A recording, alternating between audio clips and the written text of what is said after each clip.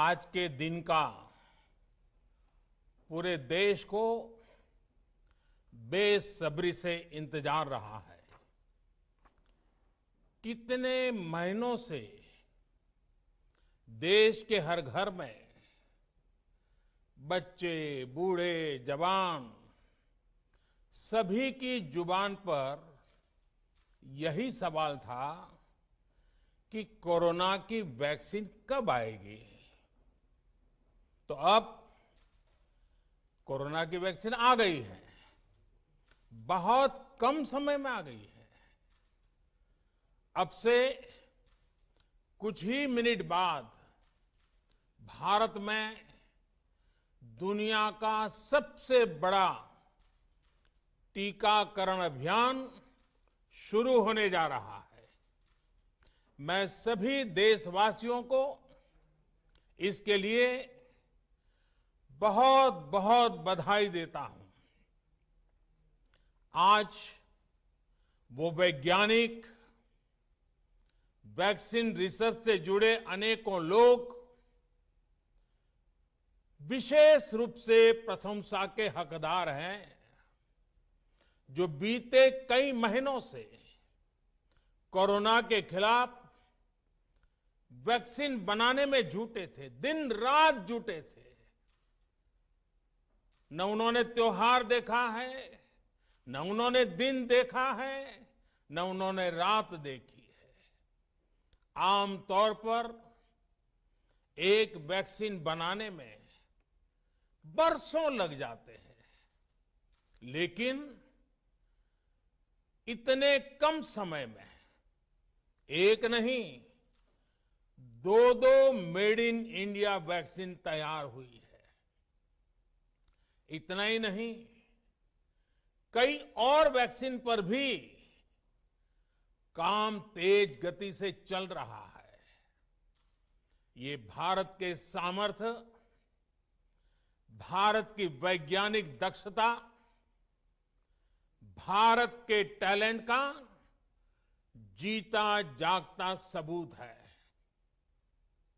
ऐसी ही उपलब्धियों के लिए राष्ट्रकवि रामधारी सिंह दिनकर जी ने कहा था, मानव जब जोर लगाता है, पत्थर पानी बन जाता है। भाइयों और बहनों, भारत का टीकाकरण अभियान बहुत ही मानवीय और महत्वपूर्ण सिद्धांतों पर आधारित है। जिसे सबसे ज्यादा जरूरी है, उसे सबसे पहले कोरोना का टीका लगेगा। जिसे कोरोना संक्रमण का रिस्क सबसे ज्यादा है, उसे पहले टीका लगेगा। जो हमारे डॉक्टर्स हैं, नर्सेस हैं, अस्पताल में सफाई कर्मी हैं, मेडिकल, पैरामेडिकल स्टाफ हैं, वो कोरोना की वैक्सीन के सबसे पहले हकदार हैं। चाहे वो सरकारी अस्पताल में हो या फिर प्राइवेट में, सभी को ये वैक्सीन प्राथमिकता पर लगेगी। इसके बाद उन लोगों को टीका लगाया जाएगा जिन पर जरूरी सेवाओं और देश की रक्षा या कानून व्यवस्था की जिम्मेदारी है। जैसे हमारे सुरक्षा बल हो गए, पुलिसकर्मी हो गए, फायर ब्रिगेड के लोग हो गए, सफाई कर्मचारी हो गए, इन सभी को ये वैक्सीन प्राथमिकता पर लगेगी। और मैंने जैसा पहले भी कहा है, इनकी संख्या करीब करीब 3 करोड़ होती है। इन सभी के वैक्सीनेशन का खर्च भारत सरकार द्वारा उठाया जाएगा। साथियों, इस टीकाकरण अभियान की पुख्ता तैयारियों के लिए राज्य सरकारों के सहयोग से देश के कोने कोने में ट्रायल्स किए गए हैं, ड्राई रन्स हुए हैं। विशेष तौर पर बनाए गए कोविन डिजिटल प्लेटफॉर्म में टीकाकरण के लिए रजिस्ट्रेशन से लेकर ट्रैकिंग तक की व्यवस्था है। आपको पहला टीका लगने के बाद दूसरी डोज कब लगेगी, इसकी जानकारी भी आपके फोन पर दी जाएगी। और मैं सभी देशवासियों को ये बात फिर याद दिलाना चाहता हूं कि कोरोना वैक्सीन की 2 डोज लगनी बहुत जरूरी है। एक डोज ले लिया और फिर भूल गए, ऐसा गलती मत करना। और जैसा एक्सपर्ट्स कह रहे हैं, पहली और दूसरी डोज के बीच लगभग 1 महीने का अंतराल भी रखा जाएगा। आपको ये भी याद रखना है कि दूसरी डोज लगाने के 2 हफ्ते बाद ही आपके शरीर में कोरोना के विरुद्ध जरूरी शक्ति विकसित हो पाएगी। इसलिए टीका लगते ही आप असावधानी बरतने लगें, मास्क निकालकर रख दें, 2 गज की दूरी भूल जाएं, ये सब मत करिएगा। मैं प्रार्थना करता हूं, मत करिएगा। और मैं आपको एक और चीज बहुत आग्रह से कहना चाहता हूं। जिस तरह धैर्य के साथ आपने कोरोना का मुकाबला किया, वैसे ही धैर्य अब वैक्सीनेशन के समय भी दिखाना है। साथियों, इतिहास में इस प्रकार का और इतने बड़े स्तर का टीकाकरण अभियान पहले कभी नहीं चलाया गया है। ये अभियान कितना बड़ा है, इसका अंदाज आप सिर्फ पहले चरण से ही लगा सकते हैं। दुनिया के 100 से भी ज्यादा ऐसे देश हैं जिनकी संख्या 3 करोड़ से कम है, और भारत वैक्सीनेशन के अपने पहले चरण में ही 3 करोड़ लोगों का टीकाकरण कर रहा है। दूसरे चरण में हमें इसको 30 करोड़ की संख्या तक ले जाना है। जो बुजुर्ग हैं, जो गंभीर बीमारी से ग्रस्त हैं, उन्हें वो अगले चरण वाले चरण में टीका लगेगा। आप कल्पना कर सकते हैं, 30 करोड़ की आबादी से ऊपर के दुनिया के सिर्फ 3 ही देश हैं, खुद भारत, चीन और अमेरिका। और कोई भी देश ऐसा नहीं है जिनकी आबादी इनसे ज्यादा हो। इसलिए भारत का टीकाकरण अभियान इतना बड़ा है, और इसलिए ये अभियान भारत के सामर्थ्य को दिखाता है। और मैं देशवासियों को एक और बात कहना चाहता हूं। हमारे वैज्ञानिक, हमारे एक्सपर्ट्स जब दोनों मेड इन इंडिया वैक्सीन की सुरक्षा और प्रभाव को लेकर आश्वस्त हुए, तभी उन्होंने इसके इमरजेंसी उपयोग की अनुमति दी है। इसलिए देशवासियों को किसी भी तरह के प्रोपेगेंडा, अफवाहें, दुष्प्रचार से बचकर रहना है। साथियों, भारत के वैक्सीन वैज्ञानिक, हमारा मेडिकल सिस्टम भारत की प्रक्रिया की पूरे विश्व में बहुत विश्वसनीयता है और पहले से है। हमने ये विश्वास अपने ट्रैक रिकॉर्ड से हासिल किया है। मेरे प्यारे देशवासियों, हर हिंदुस्तानी इस बात का गर्व करेगा कि दुनिया भर के करीब 60% बच्चों को जो जीवन रक्षक टीके लगते हैं वो भारत में ही बनते हैं। भारत की सख्त वैज्ञानिक प्रक्रियाओं से ही होकर के गुजरते हैं। भारत के वैज्ञानिकों को और वैक्सीन से जुड़ी हमारी विशेषज्ञता पर दुनिया का ये विश्वास made in India corona vaccine में और मजबूत होने वाला है। इसकी कुछ और खास बातें हैं जो आज मैं देशवासियों को जरूर बताना चाहता हूं। ये भारतीय वैक्सीन विदेशी वैक्सीनों की तुलना में बहुत सस्ती हैं और इनका उपयोग भी उतना ही आसान है।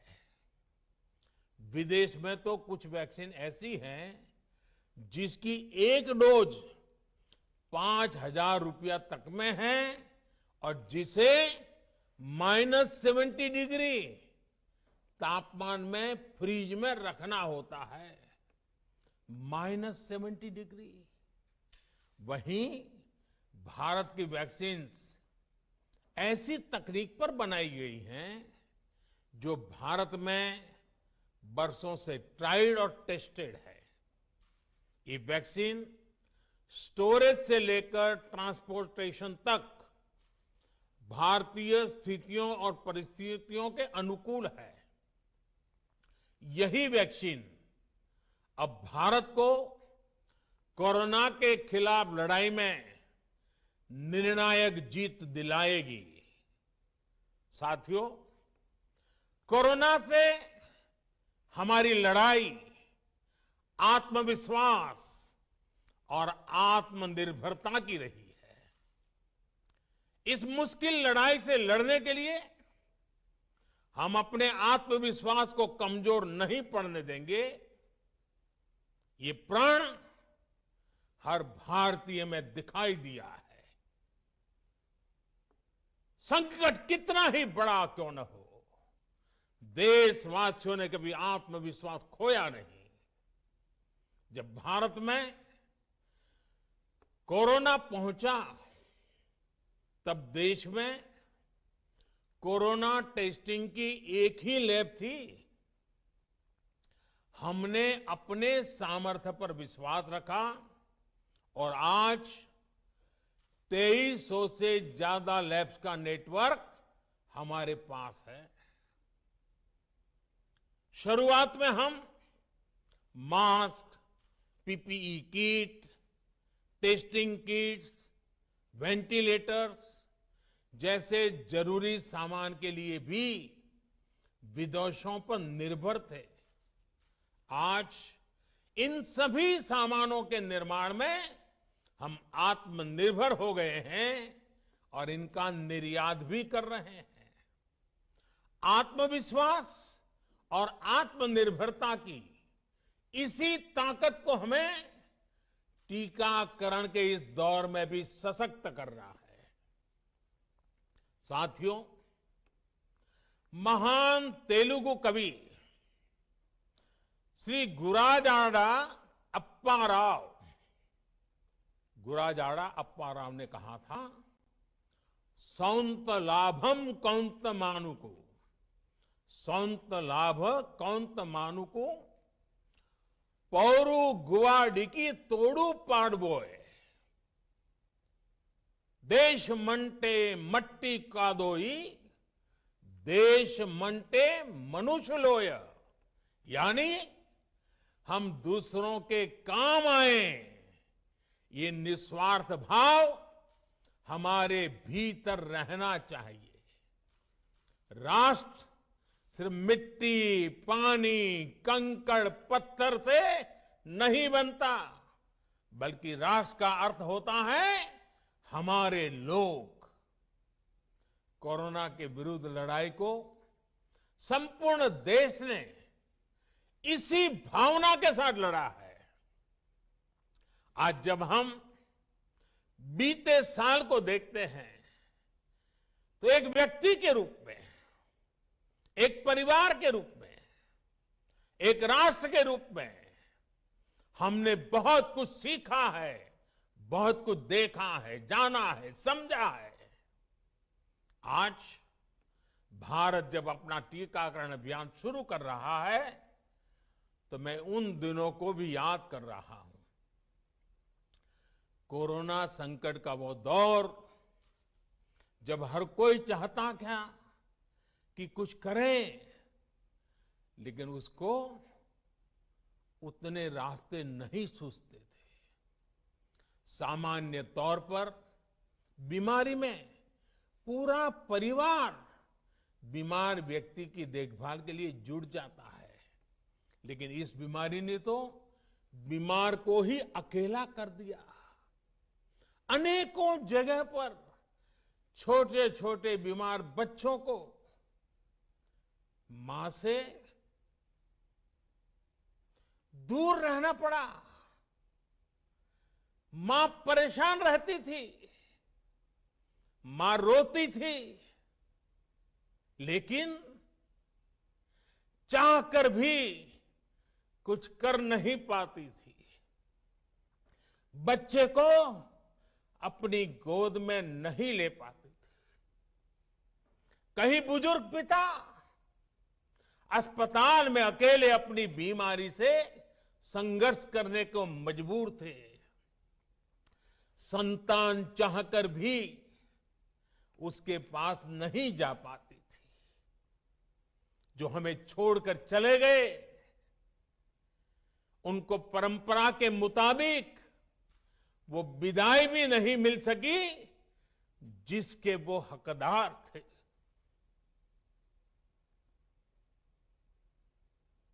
जितना हम उस समय के बारे में सोचते हैं, मन सिहर जाता है, उदास हो जाता है। लेकिन साथियों, संकट के उसी समय में, निराशा के उसी वातावरण में कोई आशा का भी संचार कर रहा था। हमें बचाने के लिए अपने प्राणों को संकट में डाल रहा था।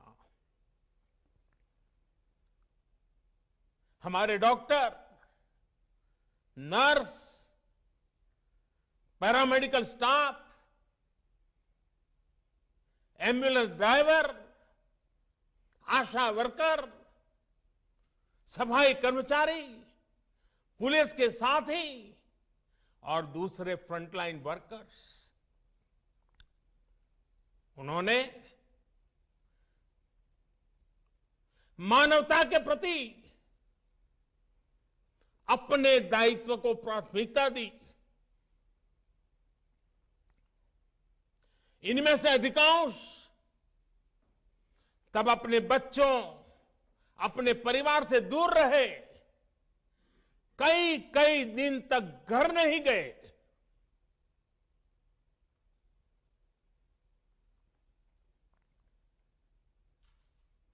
सैकड़ों साथी ऐसे भी हैं जो कभी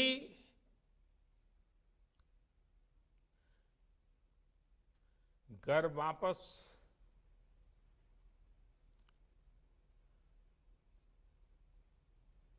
लौट ही नहीं आ पाए। उन्होंने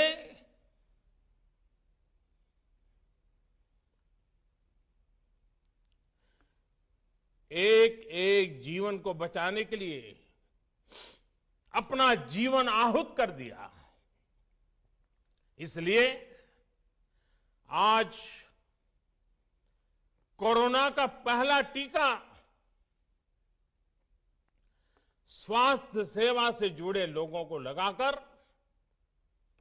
एक तरह से समाज अपना ऋण चुका रहा है। ये टीका उन सभी साथियों के प्रति कृतज्ञ राष्ट्र की आदरांजलि भी है। भाइयों और बहनों, मानव इतिहास में अनेक विपदाएं आई, महामारियां आई, भीषण युद्ध हुए, लेकिन कोरोना जैसी चुनौती की किसी ने कल्पना नहीं की थी। ये एक ऐसी महामारी थी जिसका अनुभव ना तो साइंस को था, ना ही सोसाइटी को था। तमाम देशों से जो तस्वीरें आ रही थी, वो खबरें आ रही थी, वो पूरी दुनिया के साथ साथ हर भारतीय को विचलित कर रही थी। ऐसे हालात में दुनिया के बड़े बड़े एक्सपर्ट्स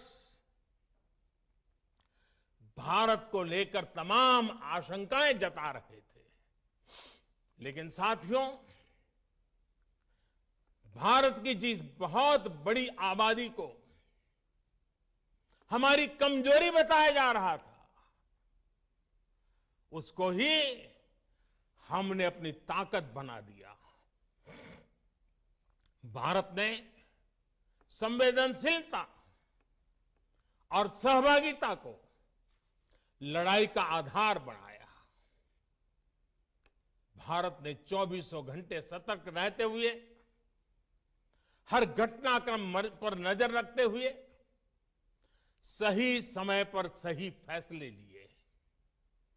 30 जनवरी को भारत में कोरोना का पहला मामला मिला, लेकिन इसके 2 सप्ताह से भी पहले भारत एक हाई लेवल कमिटी बना चुका था। पिछले साल आज का ही दिन था जब हमने बाकायदा सर्वेलांस शुरू कर दिया था। 17 जनवरी 2020 वो तारीख थी जब भारत ने अपनी पहली एडवाइजरी जारी कर दी थी। भारत दुनिया के उन पहले देशों में से था जिसने अपने एयरपोर्ट्स पर यात्रियों की स्क्रीनिंग शुरू कर दी थी। साथियों, कोरोना के खिलाफ लड़ाई में भारत ने जैसी इच्छा शक्ति दिखाई है, जो साहस दिखाया है, जो सामूहिक शक्ति का परिचय करवाया है, वो आने वाली अनेक पीढ़ियों के लिए प्रेरणा का काम करेगा। याद कीजिए, जनता कर्फ्यू कोरोना के विरुद्ध हमारे समाज के संयम और अनुशासन का भी परीक्षण था, जिसमें हर देशवासी सफल हुआ। जनता कर्फ्यू ने देश को मनोवैज्ञानिक रूप से लॉकडाउन के लिए तैयार किया। हमने ताली, थाली और दिया जलाकर देश के आत्मविश्वास को ऊंचा रखा। साथियों, कोरोना जैसे अनजान दुश्मन जिसके एक्शन रिएक्शन को बड़े बड़े सामर्थ्यवान देश नहीं भांप पा रहे थे, उसके संक्रमण को रोकने का सबसे प्रभावी तरीका ही यही था कि जो जहां है वो वहीं रहे। इसलिए देश में लॉकडाउन का फैसला भी किया गया। यह निर्णय आसान नहीं था। इतनी बड़ी आबादी को घर के अंदर रखना असंभव है, इसका हमें एहसास था। और यहां तो देश में सब कुछ बंद होने जा रहा था, लॉकडाउन होने जा रहा था। इसका लोगों की रोजी रोटी पर क्या प्रभाव पड़ेगा, अर्थव्यवस्था पर क्या प्रभाव पड़ेगा, इसका आकलन भी हमारे सामने था। लेकिन देश ने जान है तो जहान है के मंत्र पर चलते हुए प्रत्येक भारतीय का जीवन बचाने को सर्वोच्च प्राथमिकता दी। और हम सभी ने ये देखा है कि कैसे तुरंत ही पूरा देश, पूरा समाज इस भावना के साथ खड़ा हो गया। अनेकों बार छोटी छोटी लेकिन महत्वपूर्ण चीजों की जानकारी देने के लिए मैंने भी अनेक बार देशवासियों के साथ सीधा संवाद किया। एक तरफ जहां गरीबों को मुफ्त भोजन की व्यवस्था की गई, तो वहीं दूध, सब्जी, राशन, गैस, दवा ऐसी जरूरी चीजों की सुचारू आपूर्ति सुनिश्चित की गई। देश में व्यवस्थाएं ठीक से चले, इसके लिए गृह मंत्रालय ने 24/7 कंट्रोल रूम शुरू किया, जिस पर हजारों कॉल्स का जवाब दिया गया, लोगों को समाधान दिया गया। साथियों, कोरोना के विरुद्ध इस लड़ाई में हमने कदम कदम पर दुनिया के सामने उदाहरण प्रस्तुत किया है।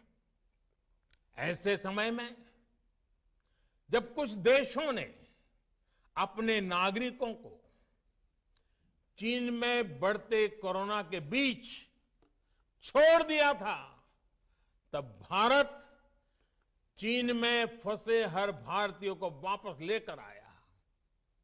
और सिर्फ भारत के ही नहीं, हम कई दूसरे देशों के नागरिकों को भी वहां से वापस निकाल करके लाए। कोरोना काल में वंदे भारत मिशन के तहत 35 लाख से ज्यादा भारतीयों को विदेशों से भारत लाया गया। मुझे याद है, एक देश में जब भारतीयों को टेस्ट करने के लिए मशीनें कम पड़ रही थी, तो भारत ने पूरी टेस्टिंग लैब यहां से वहां भेज करके उसको वहां सजाया, लगाया, ताकि वहां से भारत आ रहे लोगों को टेस्टिंग की दिक्कत ना हो। साथियों, भारत ने इस महामारी से जिस प्रकार से मुकाबला किया, उसका लोहा आज पूरी दुनिया मान रही है। केंद्र और राज्य सरकारें, स्थानीय निकाय, हर सरकारी संस्थान, सामाजिक संस्थाएं कैसे एकजुट होकर बेहतर काम कर सकते हैं, ये उदाहरण भी भारत ने दुनिया के सामने रखा। इसरो, डीआरडीओ, फौज से लेकर किसानों और श्रमिकों तक सभी एक संकल्प के साथ कैसे काम कर सकते हैं, ये भारत ने दिखाया है। 2 गज की दूरी और मास्क है जरूरी, उस पर फोकस करने वालों में भी भारत अग्रणी देशों में रहा। भाइयों और बहनों, आज इन्हीं सब प्रयासों का परिणाम है कि भारत में कोरोना से होने वाली मृत्यु की दर कम है और ठीक होने वालों की दर बहुत अधिक है। देश के कई जिले ऐसे हैं जहां एक भी व्यक्ति को हमें कोरोना की वजह से खोना नहीं पड़ा। इन जिलों में हर व्यक्ति कोरोना से ठीक होने के बाद अपने घर पहुंचा है। बहुत से जिले ऐसे भी हैं जहां बीते 2 सप्ताह से कोरोना संक्रमण का एक भी केस नहीं आया है। जहां तक कि लॉकडाउन के से प्रभावित अर्थव्यवस्था की रिकवरी में भी भारत दुनिया में आगे निकल रहा है। भारत उन गिने चुने देशों में है जिसने मुश्किल के बावजूद दुनिया के 150 से ज्यादा देशों में जरूरी दवाएं और जरूरी मेडिकल सहायता पहुंचाई। पैरासीटामोल हो, हाइड्रोक्सी क्लोरोक्वीन हो, टेस्टिंग से जुड़ा सामान हो, भारत ने दूसरे देश के लोगों को भी बचाने की हर संभव कोशिश की। आज जब हम अपनी वैक्सीन बना ली है, तब भी भारत की तरफ दुनिया आशा और उम्मीद की नजरों से देख रही है। हमारा टीकाकरण अभियान जैसे जैसे आगे बढ़ेगा, दुनिया के अनेक देशों को हमारे अनुभव का लाभ मिलेगा। भारत की वैक्सीन, हमारी उत्पादन क्षमता पूरी मानवता के हित में काम आए, ये हमारी प्रतिबद्धता है। भाइयों और बहनों, ये टीकाकरण अभियान अभी लंबा चलेगा। हमें जन जन के जीवन को बचाने में योगदान देने का मौका मिला है और इसलिए इस अभियान से जुड़ी प्रक्रिया को, उस प्रक्रिया का हिस्सा बनने के लिए भी देश में वॉलेंटियर आगे आ रहे हैं। मैं उनका स्वागत करता हूं और भी अधिक वॉलेंटियर्स को मैं अपना समय इस सेवा कार्य में जोड़ने के लिए जरूर आग्रह करूंगा। हां, जैसा मैंने पहले कहा, मास्क, 2 गज की दूरी और साफ सफाई ये टीके के दौरान भी और बाद में भी जरूरी रहेंगे। टीका लग गया तो उसका अर्थ ये नहीं कि आप कोरोना से बचाव के दूसरे तरीके छोड़ दें। अब हमें नया प्रण लेना है। दवाई भी, कड़ाई भी। दवाई भी, कड़ाई भी। आप सभी स्वस्थ रहें, इसी कामना के साथ इस टीकाकरण अभियान के लिए पूरे देश को बहुत बहुत शुभकामनाएं देता हूं। देश के वैज्ञानिकों का, रिसर्चर्स का, लैब में जुड़े हुए सब लोगों का, जिन्होंने पूरे साल एक ऋषि की तरह अपनी लैब में जीवन खपा दिया और ये वैक्सीन देश और मानवता को दी है। मैं उनको भी विशेष रूप से अभिनंदन करता हूं, उनका आभार व्यक्त करता हूं। मेरी आप सबको बहुत बहुत शुभकामनाएं हैं। आप जल्द इसका लाभ उठाएं, आप भी स्वस्थ रहें, आपका परिवार भी स्वस्थ रहें, पूरी मानव जात इस संकट की घड़ी से बाहर निकले और स्वस्थता हम सबको प्राप्त हो, इसी एक कामना के साथ आप सबका बहुत बहुत धन्यवाद।